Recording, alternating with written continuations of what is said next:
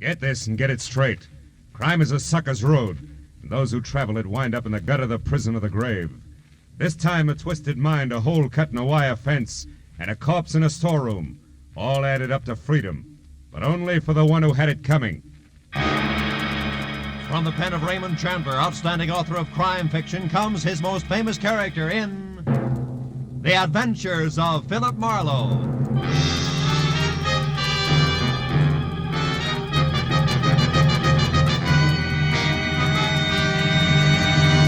Now, with Gerald Mohr, starred as Philip Marlowe, we bring you tonight's exciting story, The Bid for Freedom.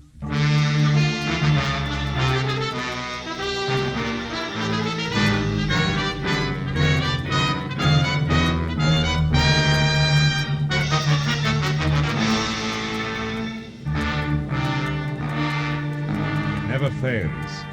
When you worry over your bank statement, then hug your office phone from 9 to 5, anxious for business, nothing happens. But the minute you decide you'll get rich another day, chuck the puny balance sheet into a bottom drawer and make plans, you want it. And that was exactly the way it played when at 3 o'clock on the kind of slate-gray afternoon that makes the beckoning Santa Fe Railroad vacation billboards look a little more so, I left a note on my office door and headed outside and across the street for some real Hungarian goulash. Very good today, too, yeah. A second after a waiter disappeared into the kitchen with my order, she was standing at my elbow. Not quite young, not quite pretty, not quite blonde.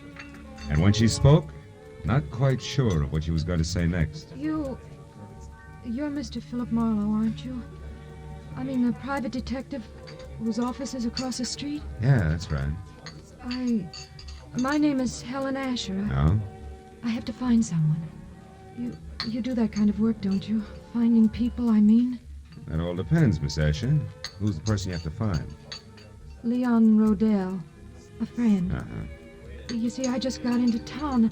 I had his address in my handbag, but I lost it. The handbag, that is. And I don't exactly know which way to turn. Well, just a minute, Miss Asher. Let's take it a step at a time, huh? Here, now sit down. Oh, no. No, thank you. I'm in a hurry, Mr. Marlowe. Leon Rodell isn't listed in the phone book. I've tried that, and I don't know the name of his firm, his business name. He deals in ceramics. Is that all you can tell me? Oh, no. I have something else. It's a name and an address here in Los Angeles. Fortunately, that wasn't in my handbag, but here in my coat. No. No what, Miss Asher? Outside there, on the street. What's on the street? Nothing. Nothing at all. Hey, Excuse me, Miss Asher, wait a minute. My mind.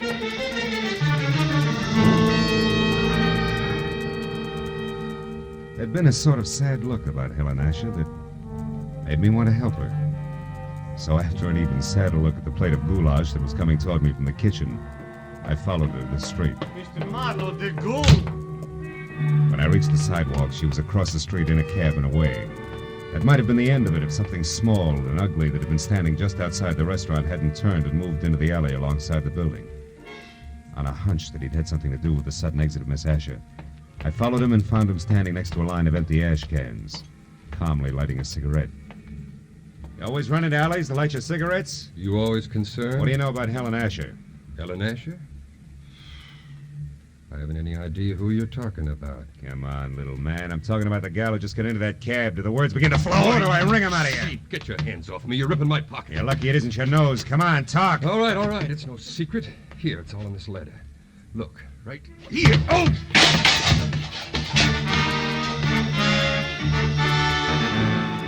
The toe of his sharp-pointed shoes had caught my shin where it really hurt. By the time I was out of the ash cans, back on my feet, I knew the damage had been more to my dignity than anything else. I knew also that the little man was gone, and I had no idea where.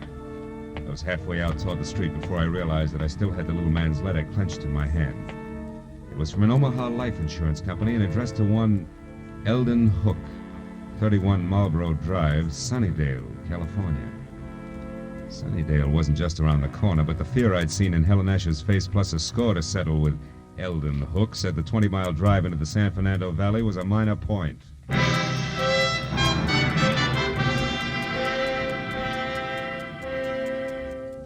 Under the gray sky overhead that thickened by the minute, Sunnydale, about the size of the hole in a candied lifesaver, looked as warm and cheerful as crepe paper.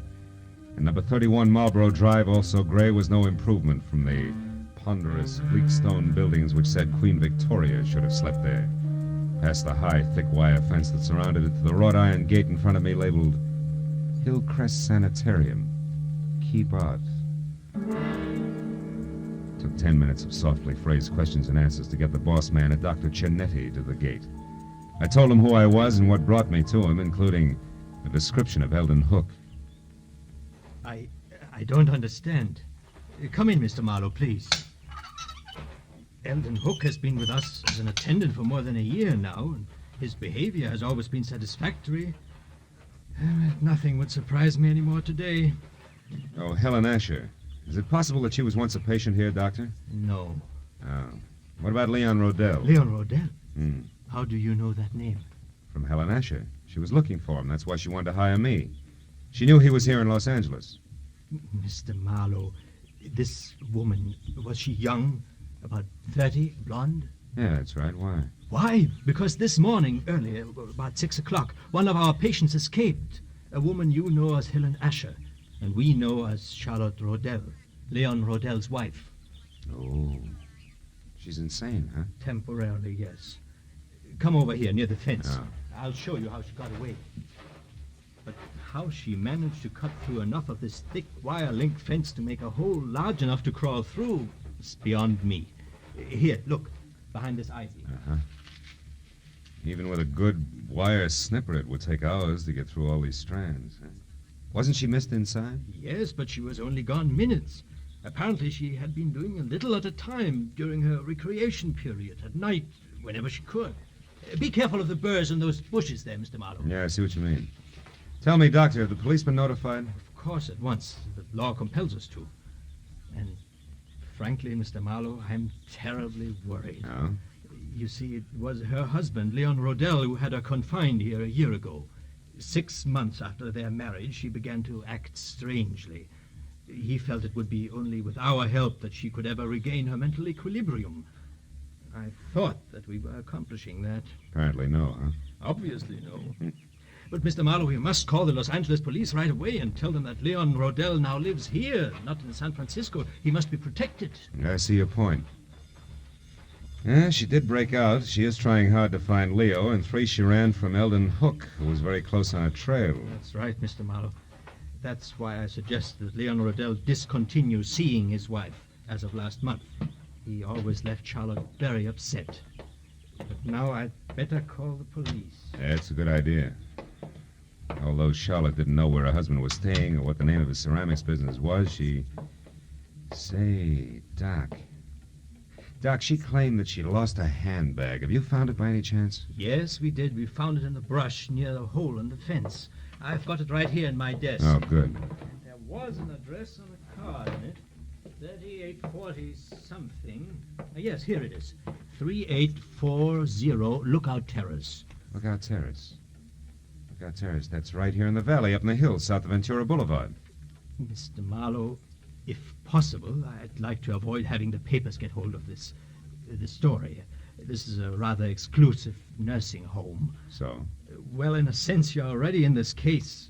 Could you try to find Charlotte Rodell and bring her back here before the police do? Well, Dr. Cianetti, It would be doing a great service for the woman and her husband. I'll pay you your fee. All right, Dr. Cianetti, I'll try. I'll call you as soon as I have something.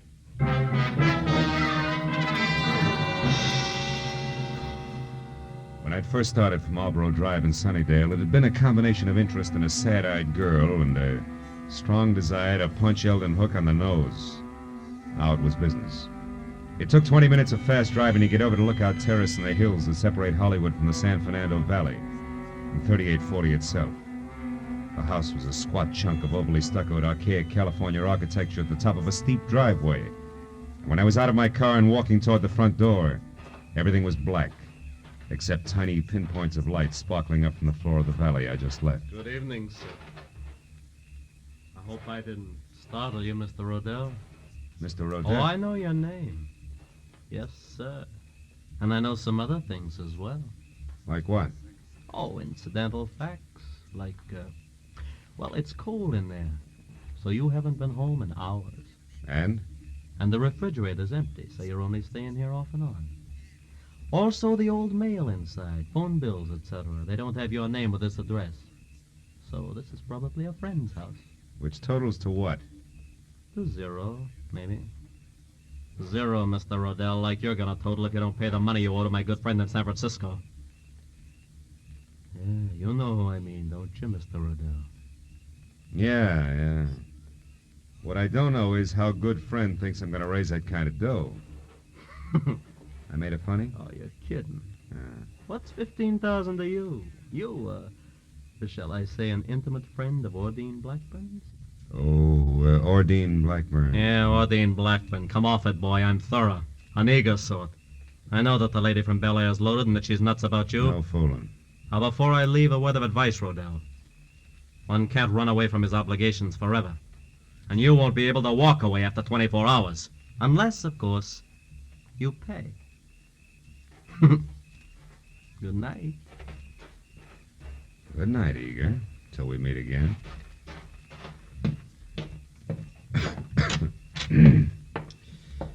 Oh. There'll be some heat in here somewhere. Information. Oh, operator, I'd like the telephone number of a Miss Ordine Blackburn in Bel Air. I don't have the address. Have you tried your directory, sir? No, I can't. The house burned down. One moment, please. Yeah. We have an Ordine Blackbird at 2321 Bel Air Road. Yeah, that's it. What's the number, please? Nevins 31121. 31121. Thank you. House burned down.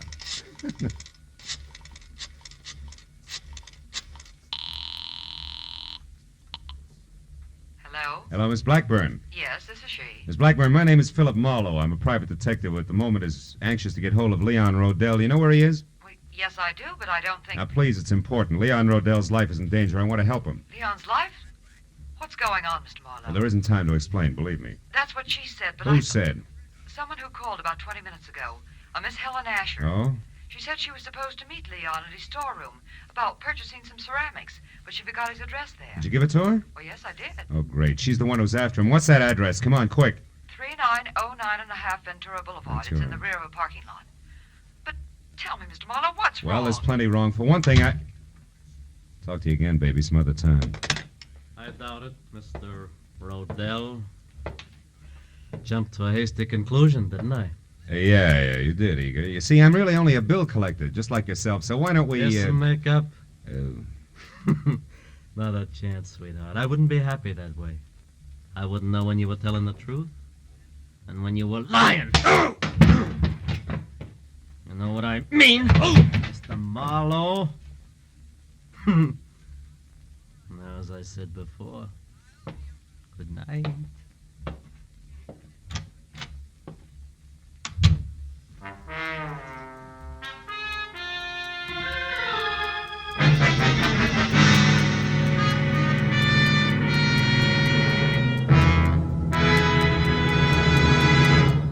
In just a moment, the second act of Philip Marlowe. But first, CBS will bring you the earth-shaking premiere of a new opera tomorrow night. An opera written by Alec Templeton with Charlie McCarthy as a lovelorn singing Bengal lancer. Templeton himself as a Maharaja and Ursel Twing as a flying carpet salesman.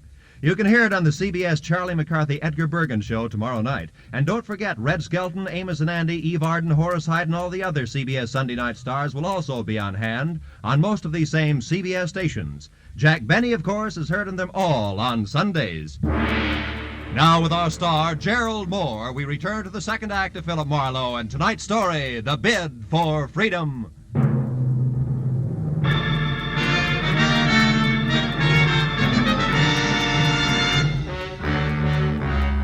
gun butt I'd been slapped with felt like a log chain.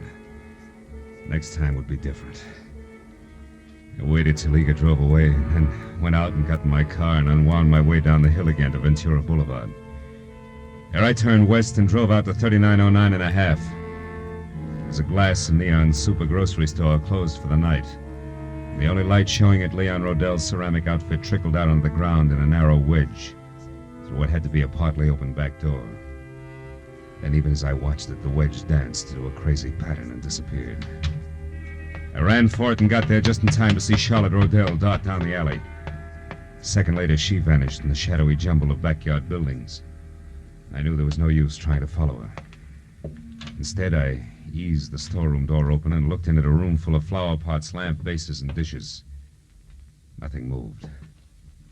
Charlotte, I was sure, had a reason for running, so I went in, toward a table in the corner where the only light was burning. I was almost up to it before I saw the reason. Yeah, it was a good one. Eldon Hook, the sanitarium attendant, was on the floor behind the table, his body still trying to arch away from the knife in his back. But I bent over and he opened his eyes. They were already cloudy. I was close. I found the hole in the fence, and I knew Ordine was... Ordine what, Hook? Who did it? Can you tell me? I never figured on... I left Eldon Hook just as he was. Went to the door that opened to the front of the ceramic shop. A desk was there with a phone on it. I got halfway through the homicide bureau number when a silhouette showed up at the curtains at the front door. I put the phone down, stepped back into the shadows, and waited.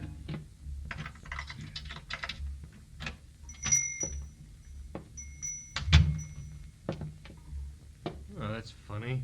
Must have left the work light on. Not necessarily, Mr. Rodell. Who are you?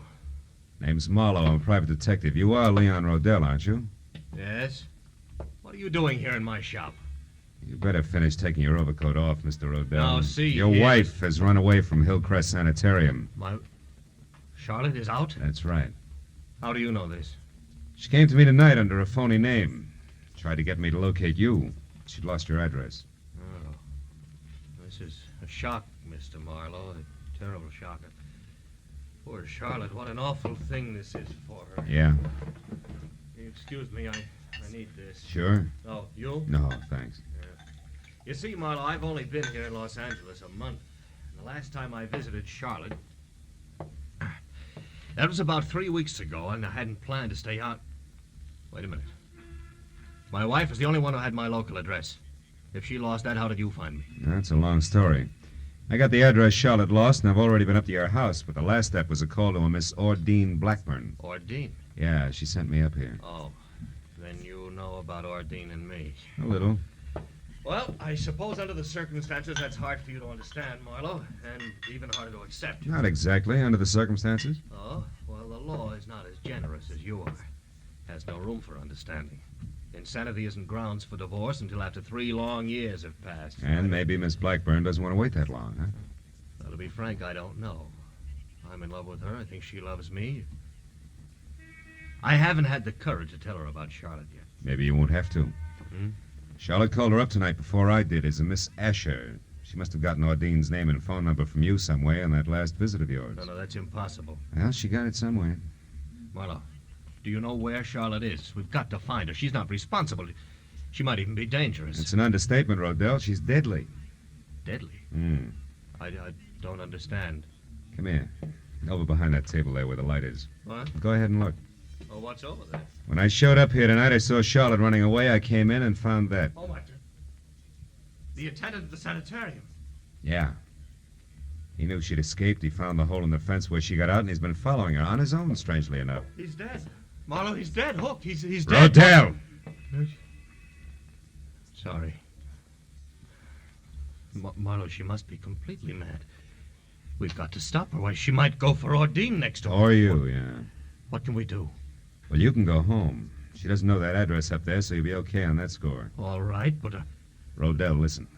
Keep your doors locked up there, will you? Well, you said Charlotte... I know. I'm not thinking about Charlotte now. There's something else. The guy in San Francisco that you owe all that money to. What about him? Sent a mug down here who intends to collect it. I've tangled with him already. He means business. So be careful, Rodell, and I'll see you as soon as I can.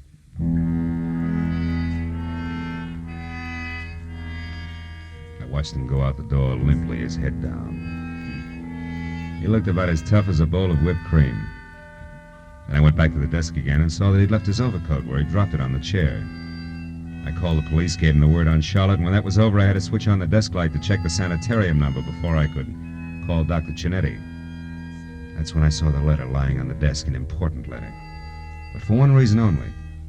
It was addressed to Leon Rodell at his house on Lookout Terrace. It was an open invitation to anybody who'd come to the shop looking for that particular piece of information. And there was no doubt in my mind that Charlotte had seen it, which made it long past time for me to get up there and on the double. I turned, headed for the door, and stopped all in one motion as a pair of headlights slashed at the windows and then blinked out. I stepped back out of the circle of light from the desk lamp and waited. A second later, the hulk of Mr. Eager filled the open back door. He was still very sure of himself. He took in the storeroom with one long glance and then sidled through the clutter as deftly as a rumba dancer toward the door where the desk and I were waiting. The instant he got within reach, I swung! You again, you dirty lousy Made your snoop. pitch once, big man. Why don't you sit on it? Why, you... And that squares us up for that clip on the chops you gave me. Oh, no. No, not quite, mister. Even Steven now, big man. When he went down that time, he took the chair, Rodell's overcoat, and half the stuff on the desk with him. He was still moving, trying to free himself of the tangle, so I reached for him again, but got only a fistful of the overcoat Rodell had left behind. And suddenly, my hand stung like I'd grabbed the wrong end of a bumblebee. I jerked it back and looked at the palm.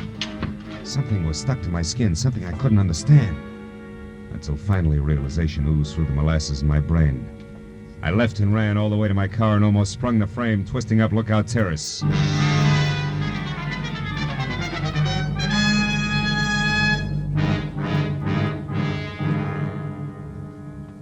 I parked down the hill from 3840 and ran as far as the house next door, where I got to the back, hopped the fence, and got my gun in hand. As I expected, Leon Rodell was there, and so was Charlotte in a coupe. The door open, was poised at the top of the precipitous driveway like the lead car on a roller coaster. Why are you angry with me, I'm not Leon? angry, Charlotte. Now get in the car. We haven't much time. I did everything just like you said, Leon. I know. I lost my handbag with your address in it, and The car, Charlotte. I had yes. to find you, didn't I? You did I done fine. everything. And then I learned about your shop, and I went But there. you shouldn't have done that, Charlotte. Leon. Now get in the car. Leon, I saw what you'd done to that Mr. Hook from the car, Charlotte. sanitarium. We're rushed. You killed him with a knife. I had to, Charlotte. He'd been spying on us all the time. He knew all our plans, and he wanted lots of money to keep quiet. Now, It the car, frightens me, Charlotte. Leon. I wish you had. Stop it, Charlotte. It doesn't matter anymore. It doesn't Don't matter. kid yourself, Rodell. Mr. Marlowe. Oh, I found Leon by myself, so I really don't need you after all. I only wish you were right, baby. Don't move, Rodell. Oh, but you don't understand, Mr. Marlowe. Leon and I are going away together on I a trip. understand, and we... all right, more than you do now, Charlotte, and I think you better go in the house and wait for us, Oh, no, huh? no, don't you Please, see please, we... do as I ask. All right. But don't be long. Some trip you had in mind, Rodell. Your wife in this coupe and straight down over the bank, strictly solo. She didn't even suspect. Keep your hands off me. Sure, I'd never get him clean again. It'll give me great satisfaction to drop you with a bullet. And I'll do just that if you take one step before the police get here. So stand still, Rodell. Real still.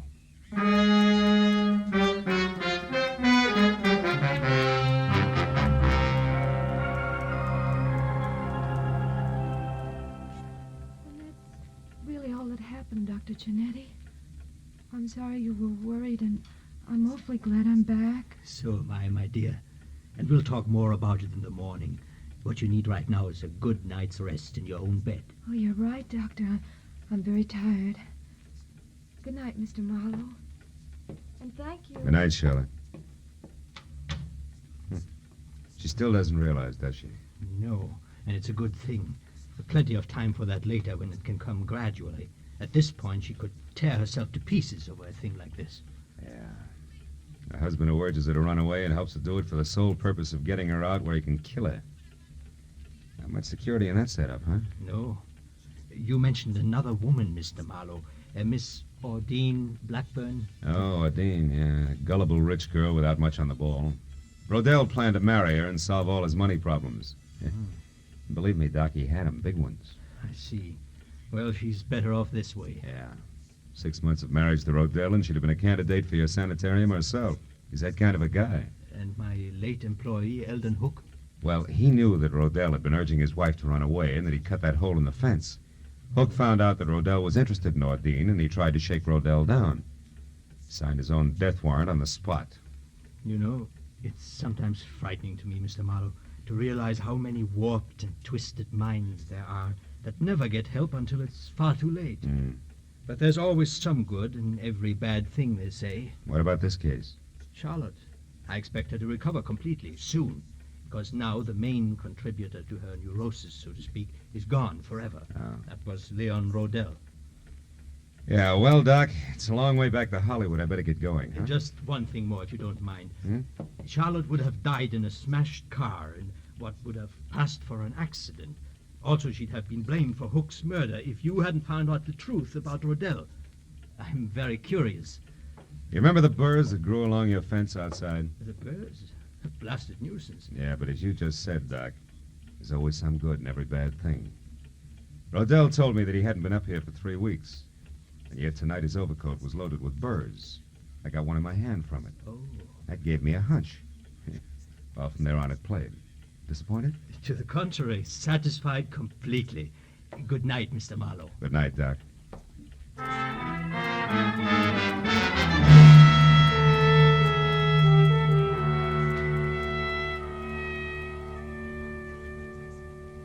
As I left Hillcrest Sanitarium and drove back across the wide, flat San Fernando Valley, dark and quiet in the hour just before dawn, I found myself being grateful for a lot of little, orderly things.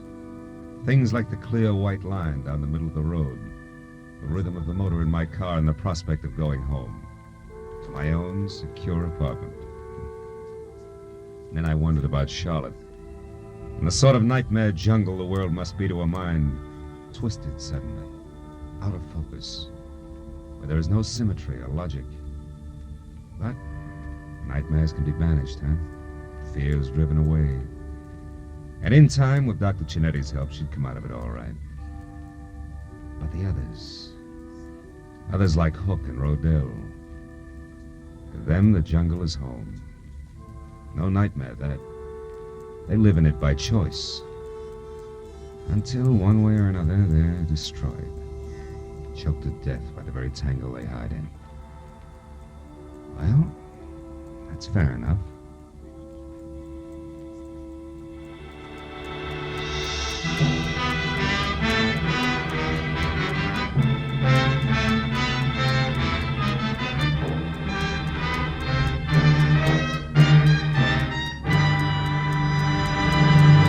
The Adventures of Philip Marlowe, bringing you Raymond Chandler's most famous character, star Gerald Mohr, are produced and directed by Norman MacDonald and are written for radio by Robert Mitchell and Gene Levitt. Featured in the cast were Gene Bates, Larry Dobkin, Yvonne Patey, Harold Deerenforth, Jack Edwards, and John T. Smith. The special music is composed and conducted by Richard Arant. Be sure and be with us again next week when Philip Marlowe says... This time a fireball, too handy with a target pistol, led me down a rocky road past a sleazy money grubber to a curly-headed corpse. And it might have gotten worse if I hadn't slowed down at the hairpin turn.